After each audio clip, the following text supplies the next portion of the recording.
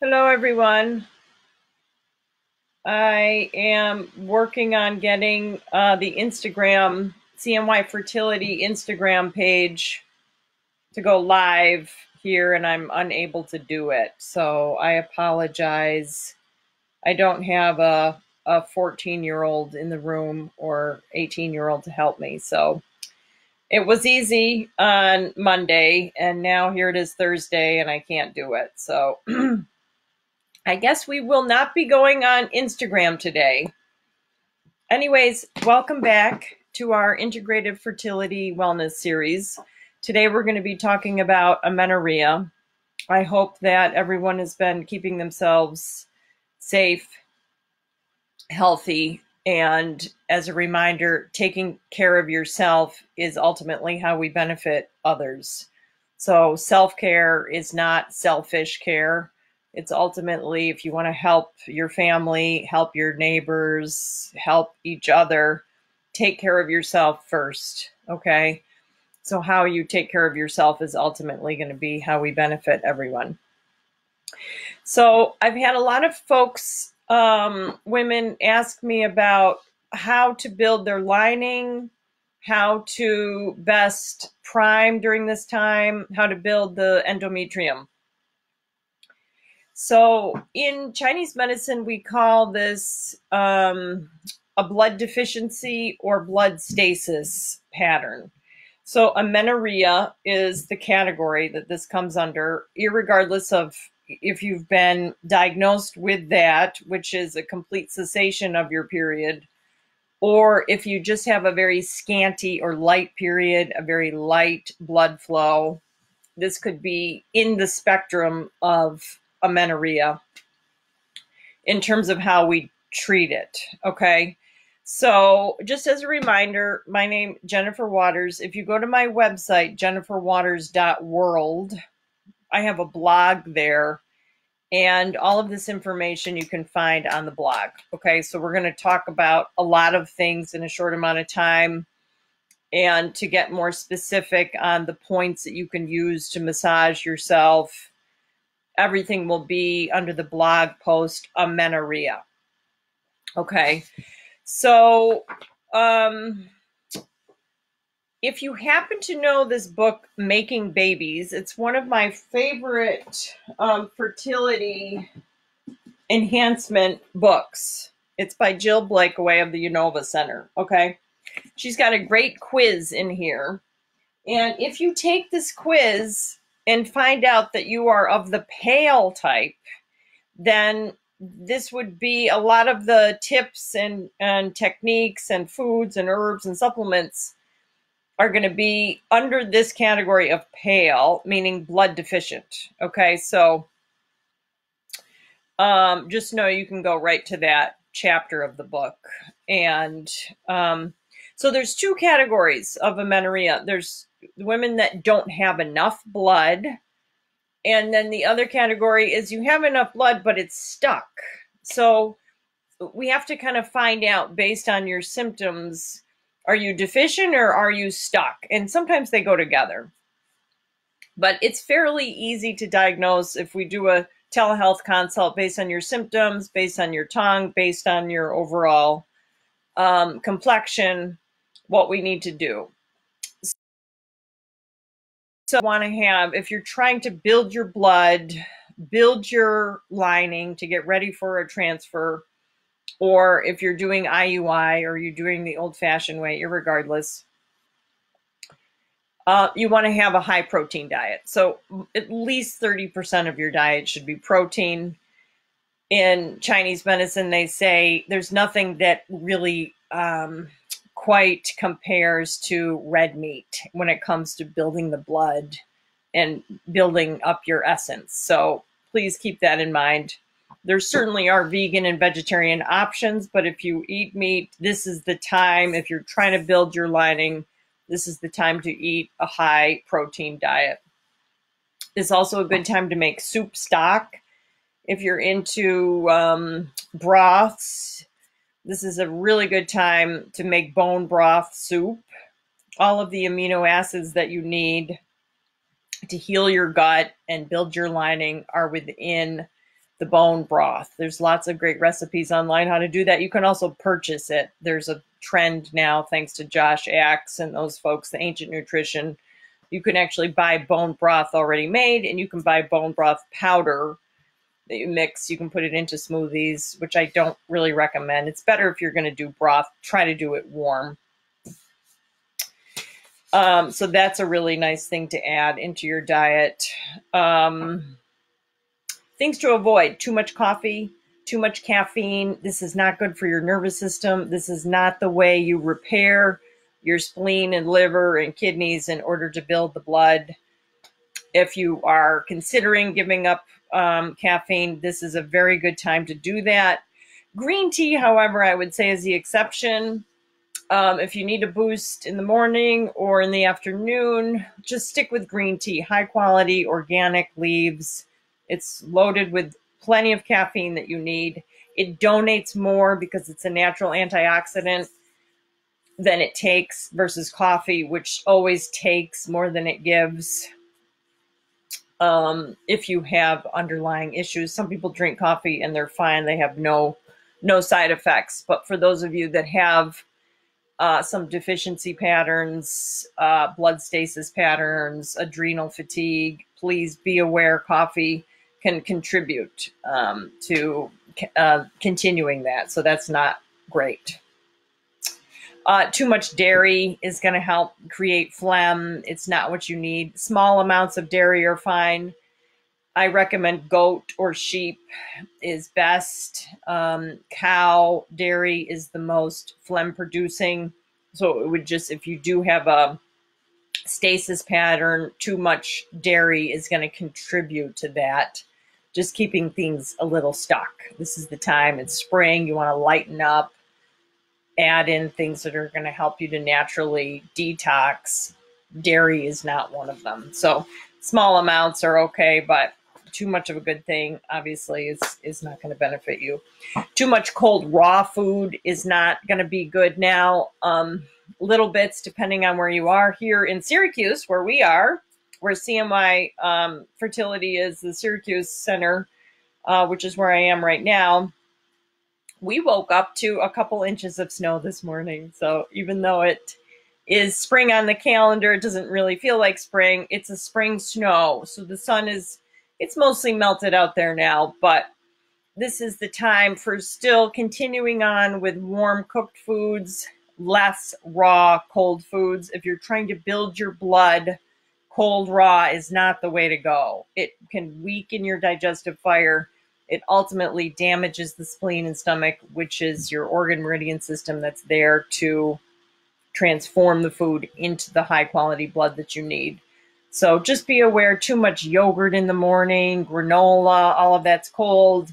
And then if you're having another salad for lunch, that's cold. I mean, in China, when I was there, people cook lettuce. They cook their salads. Everything is cooked, even fruit. I had cooked apples, a lot of stewed fruits.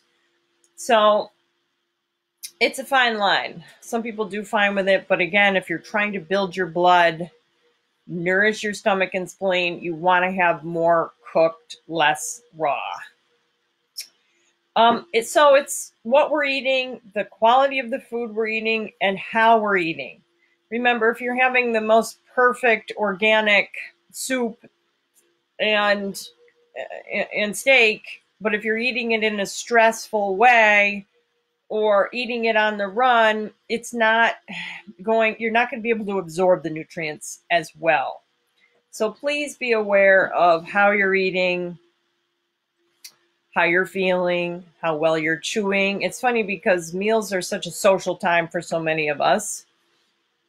But the problem with going out to dinner with your friends is that you end up talking. And so talking a lot while you're eating is not ideal, because that's how we develop more gas, right? So if you're talking while you're chewing, then you're swallowing air. This can actually lead to a lot of indigestion.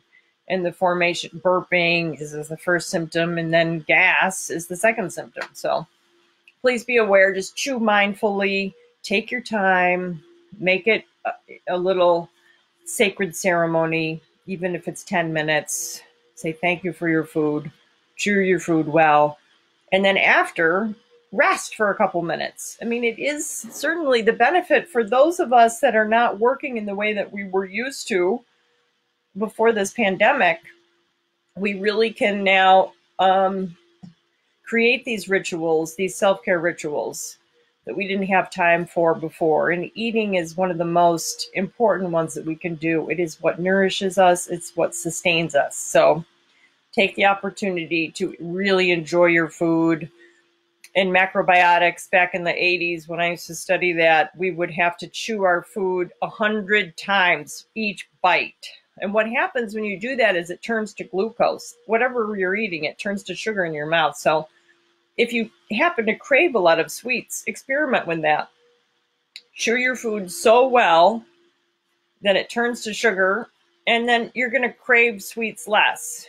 That's what I found. So this is not the time, if you're trying to build your blood, build your lining, this is not the time to diet.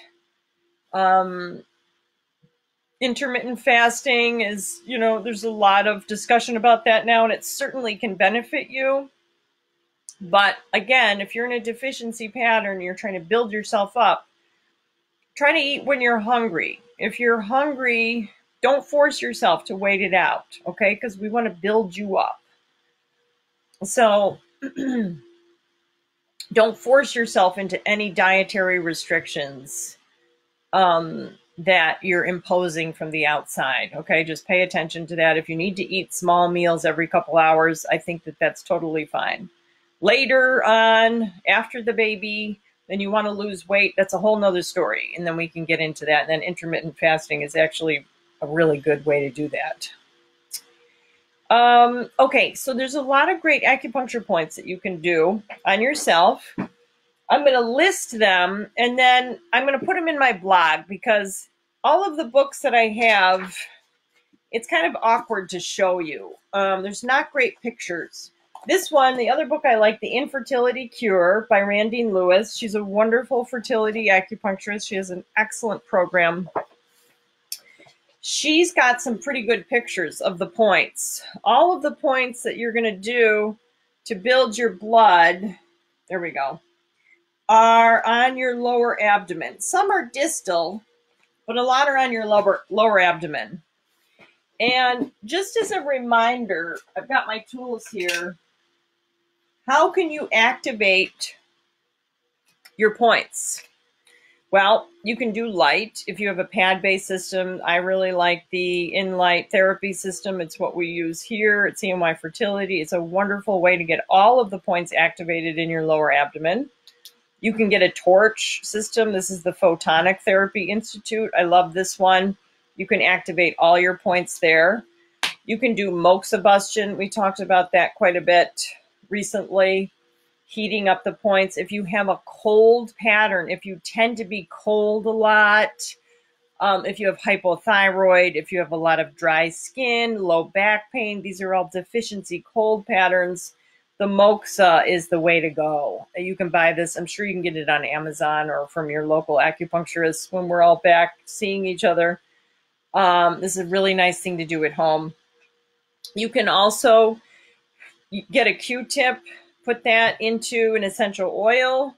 This happens to be eucalyptus, great for the lungs, great for opening, moving energy. You can activate the points with Q-tips. You can also tap. I'm a huge fan of tapping. You can tap out these points. Whatever it takes to get your energy moving is going to benefit you. So lots of points. Some are for activating the blood, and some are for building the blood. So spleen points, stomach 36, spleen 6, stomach 30, Ren 12. All of these are for building the blood, moving the blood. So I'm going to put that all in my blog.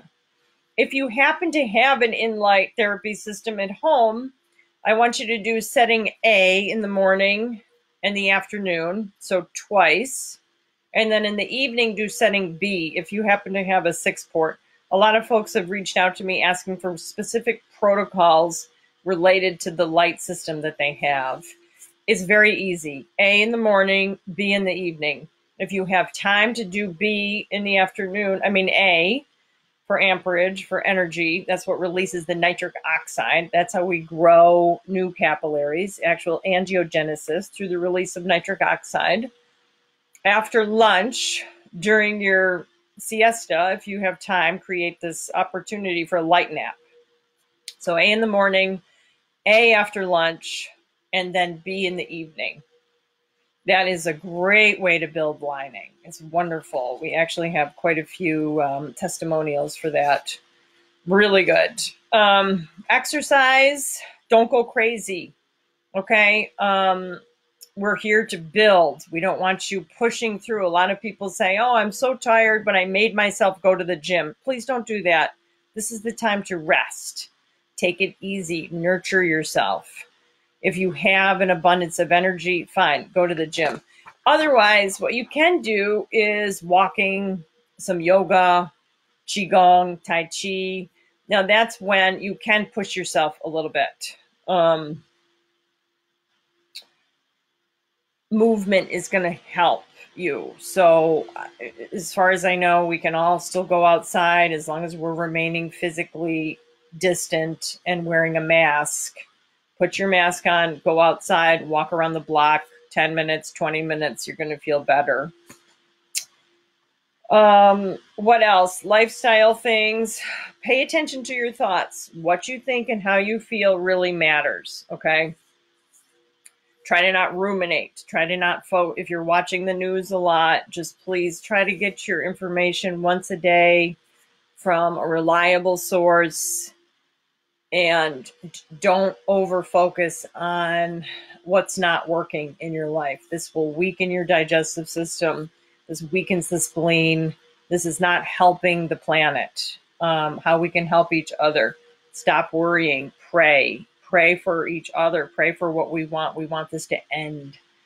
You can play music. You can play the solfeggio tones in your house, in your car, wherever you go. These are ancient musical tones that have been connected to healing, to stopping viruses, to building our immune system, to eliminating bacteria.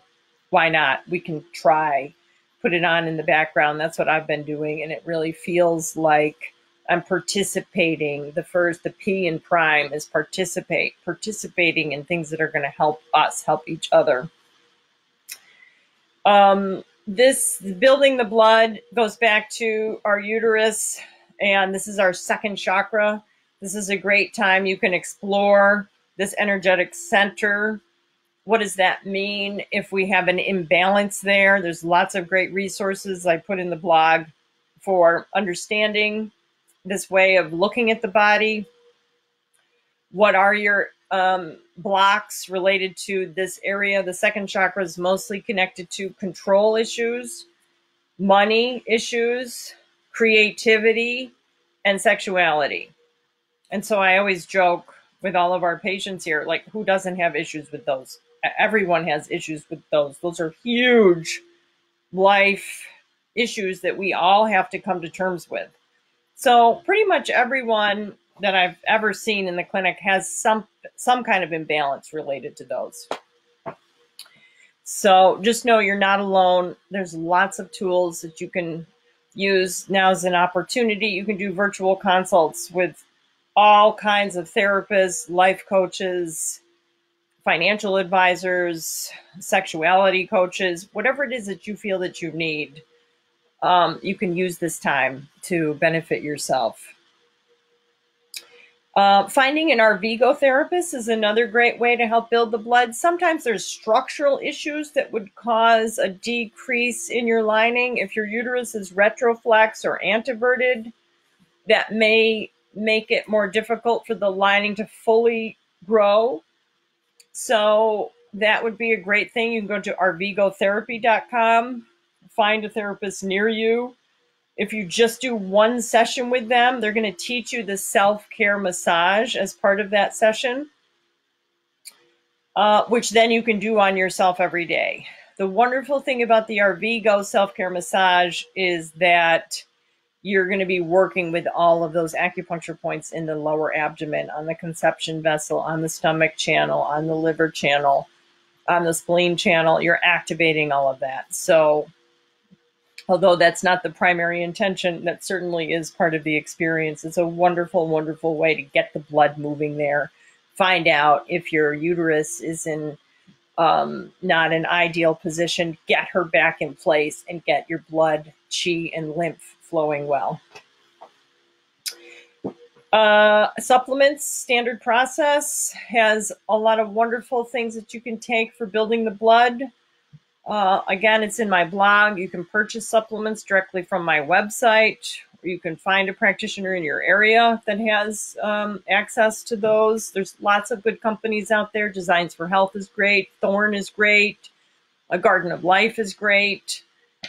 You can always go to consumerlabs.com, and any product that you're interested in, you can put in there. It may be a subscription. I'm not sure if it's free now or what, but they've actually done independent scientific studies, analysis of these companies to see if what's inside reflects the label. And you'll be surprised to find out. I know I was.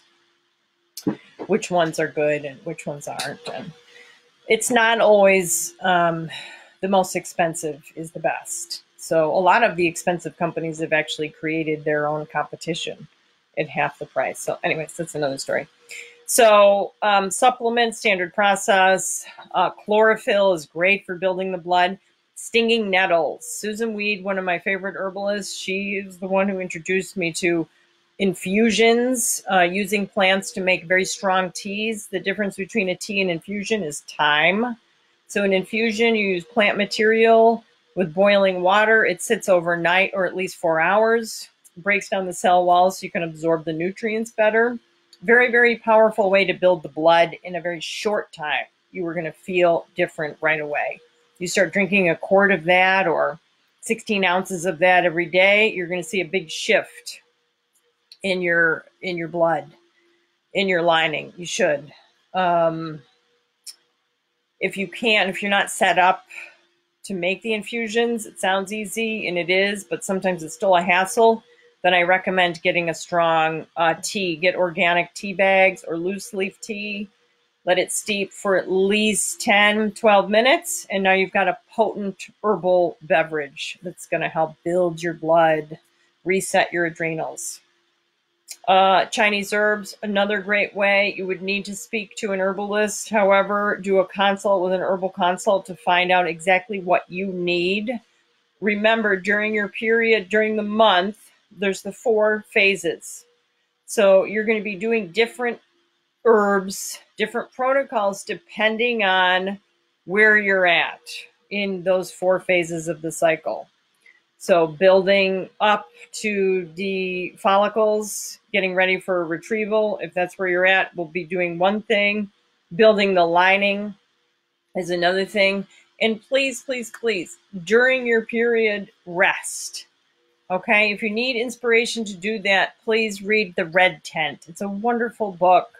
We need to reclaim our personal power. A lot of women I know now, their periods are optional because of the pill and hormonal birth control. And trust me, I do understand. I've had a lot of dysmenorrhea in my past.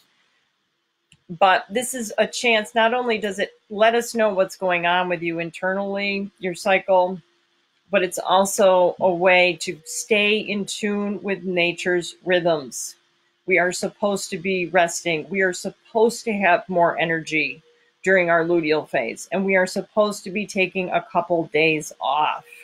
Days 1, 2, and 3, we can rest. This is a nice time to detox. This is good to just read, do less.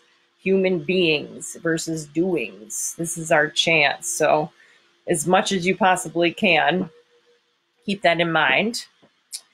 I think that's all I have for you. So I've got a list of practitioners that you can reach out to depending on where you are.